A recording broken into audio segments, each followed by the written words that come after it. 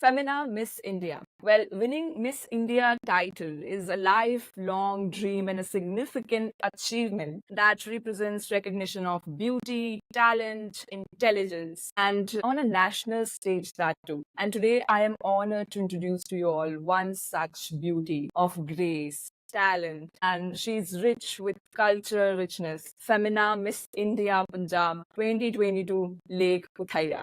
Well, hailing from the land of vibrant traditions, lush green fields, and a rich heritage, she also has her own YouTube channel where she shares some of her life moments with her fans. Basically, she tells everyone about what it takes to be on ramp walk from real life. Rest, let's hear it from Lake herself. Hi, Lake. How are you doing today? Hi, Dipali. I'm doing fantastic. Thank you for having me. All right, Lake. So, without wasting single time, I just want you to tell us what inspired you. Because going up to that kind of, femina Miss India, it takes a lot of courage, a lot of things as well. So, I want to know what inspired you basically. It's a very funny story, actually. I had just finished my MBA from Symbiosis and I was placed at a company called Infosys. I was about to start in a few months and there was just something in me, although it was like my first job and I was placed at like day zero and my parents were very happy. Everybody was congratulating. Finally, her studies are done and she's out there. Something Right. in me just felt, I don't know, I did not feel as accomplished because although that is something that I was studying for and something I given 2 of my years to in a hostel, etc., there was like a weird sense of purpose that felt missing. Felt like my heart was pulling me somewhere, but I landed somewhere else, given just the family that I come from, where a corporate environment is something that they're used to, something that they expect you to be in. And funnily, it was one evening, I was serving tea or like picking up a teacup from a table, and then there was a newspaper there, and it had the previous winner, Manasa Varanasi.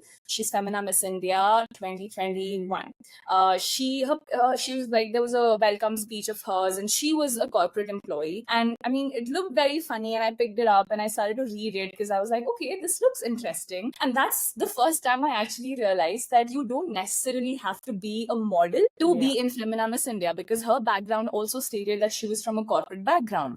I said, oh my God, wow, this seems so interesting. And I kind of had experienced pageants like on a college level in the past, just because I participated in a kind of one or two, just like that. And there was great prize money. And at college times, you really want whatever you can get your hands on. So that was the first time I actually said, oh my God, this sounds really interesting. And then I am the kind of a person that once I set my mind to something, I have to research it all the way through. And yeah, my research started from there. And then I realized that there are training institutes that train you for such things, and understood the organization as a whole. And I thought this was such an amazing amalgamation of talent and personality and your posture and everything put together, which I thought would really enhance me as a person. And it really Right. just started with like one newspaper article. And luckily enough, I think my preparation was on point. So it just like took me all the way. Well, that's a wonderful story. And I've seen your YouTube channel and now you're training people that Yeah. too without any fees. I think that's something that people don't do as on purpose because you don't want people to go ahead of you. Right? But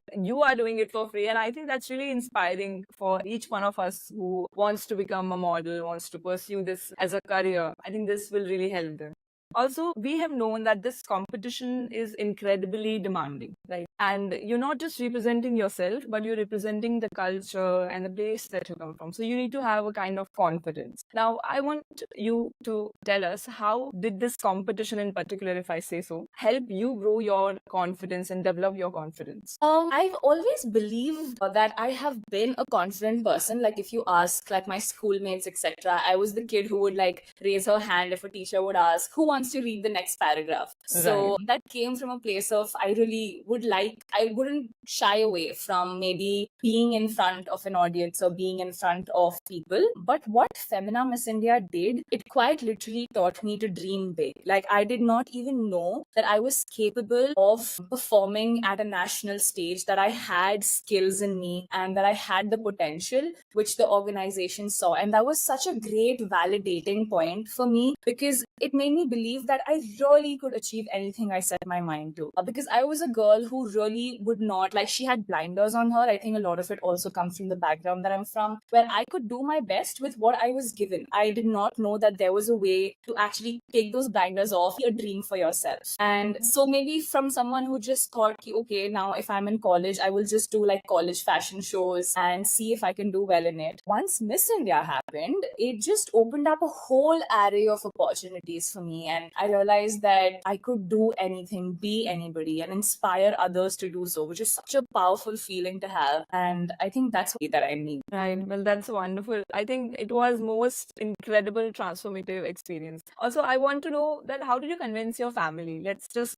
be too much candid. I want to know how do you convince your family, because that is something that mostly girls have to work on. How did you convince your family? To be very honest, I've known that I wanted to be in the entertainment space ever since I was 18 or 19, just because I had an inclination to be in front of the camera. But, I think what parents really have is the fear of the unknown. It's very little to do with restricting you from doing things, but a lot more of their decisions come from a fear-based perspective, where they're like, we don't know that space and we don't want our child to go there and probably get lost, and we won't have a way to help her. So I have been trying to convince them to maybe help me try out modeling or anything as such from quite a while, but it just never reached its fruition, because they just had like, you finish your education and then you can do whatever you want, which in hindsight I think was the best decision I could take for myself, because a lot of the way I think and a lot of the decisions I make come from a very practical and academically oriented space. Like, I'm very practical and rational in the decisions that I make, because I did not get swayed away by the industry at a very early age. But at the same time, convincing didn't necessarily happen. It kind of became 50-50. I convinced my mom by actually making her see that I'm good at what I do. Right. And most importantly, what helped me was financial independence, because up until I was under my parents and they were taking care of me, I had to listen to them. There was like a certain respect that came from, hey, you're paying for your life, you better finish what you do and then go ahead. So I think as soon as I started earning, I said, I'm going to do what I want to, and I'm going to show you that it's safe and it's credible and I'm in the right path. Like, apne parvarish pe bharosa rakho sort of a thing, like, have faith. Right. I will do the right thing and I will be right by you, and I will not in any way, offend you or insult you or anything like that. So, and I kind of went ahead with it. A lot of my support system was me, and mom kind of came on board halfway, but I think it's mostly just the fact that I could stand on my own feet, and that helped me push ahead. Right. And also, if you're talented, nothing can stop you. Be it family, And hardworking.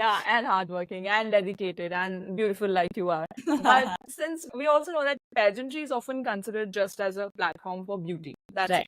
It's just a beauty platform. But what people doesn't know is that it showcases more than just beauty. Different ethnicities, different traditions, and different perspectives as well. So how do you think this pageantry can be a platform to celebrate cultural diversities? Because since you mentioned it, from different culture, from different states, girls compete together. So how do you think that this platform celebrates that cultural diversity? The pageant that I specifically went to, which is Femina Miss India, has a state system, which basically means that there is only one winner from each state. So we had 31 state finalists, including a union territory, that came in, and they quite literally were from that state. Right. So although, India, we do talk about secularism, we also know that we are also very territorial and we are very to ourselves. But I think just being in that space, my roommate, in fact, was Miss Mizoram, and we had such different cultures, and she would explain about her food habits to me, and I would listen to her speaking. And it can go either ways, right? Either you can feel very lost and be like, oh my God,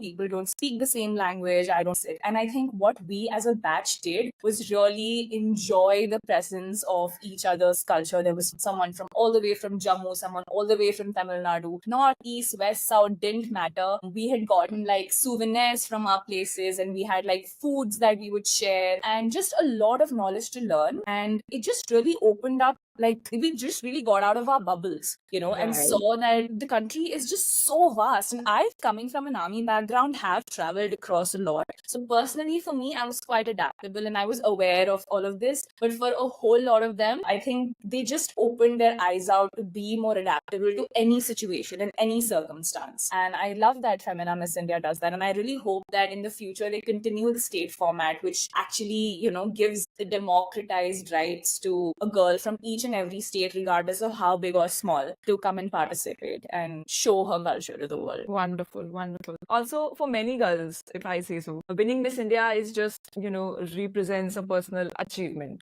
Like, I've achieved this. But what they doesn't realize is that it's country, it's state. It also represents the part that you came from and what you're representing, what you're showcasing, what you brings on the table for the country, right? And also the validation of their hard work, dedication, and talent, of course. What you said is true. There is a lot of hard work that gets validated with a purpose, right? Where they constantly emphasize on the fact that regardless of your genes, you have to do something for the world around you and make use of it. Practically and honestly speaking, you just are taken more seriously if you look a little better. It's a psychology fact, and that's why people who groom better just do well in boardrooms, etc. It's not just in the entertainment space. So I actually was a part of a road track club for 2 years before I actually did Miss India. And a lot of the work that I did, I made sure, especially when the pageant got closer, I made sure I would go and do social service like every weekend, because they just had a lot of drives. They had clothes donation drives, menstrual hygiene drives, etc. And I was a part of all of it. And at the end of the pageant, although of course a lot of your training and your walk and winning and all of those things take center stage, just going back to those children who I would teach or the people that I would donate to, it's a huge thing, because a lot of like these slums and a lot of underprivileged areas in Bangalore is what we would target. And me just going back with a sash, I think that the applause that I probably got at one of these schools that I would teach just felt a lot more validating than all of the other that I got across. So I think that is something that I keep very close to my heart, and that is something that the pageant teaches you. It teaches you to think above yourself. It teaches you to think beyond what you are used to and actually focus on the people around you so that you can help and be of help, because I think there's nothing more beautiful and more greater than being of service. I think it's one of the most beautiful things you can do is to help people. Absolutely. As I said, this competition is also quite demanding. It takes a lot of your hard work, your talent, your dedication. Besides, you need a lot of preparation physically and mentally as well. So tell me, how did you prepare yourself physically and mentally for this competition, since it's Femina Miss India? We are not just participating for any competition, we're participating into Femina Miss India. So it might take a lot than usual, right? It's obviously a notch higher for sure, because it's the apex of all pageants. And I understood that there were certain demands that came from the job that I was going into. And let's say physically, I would say I've always been a very active person, which is very important. I think it's very hard for a girl if she just gets into the pageant by,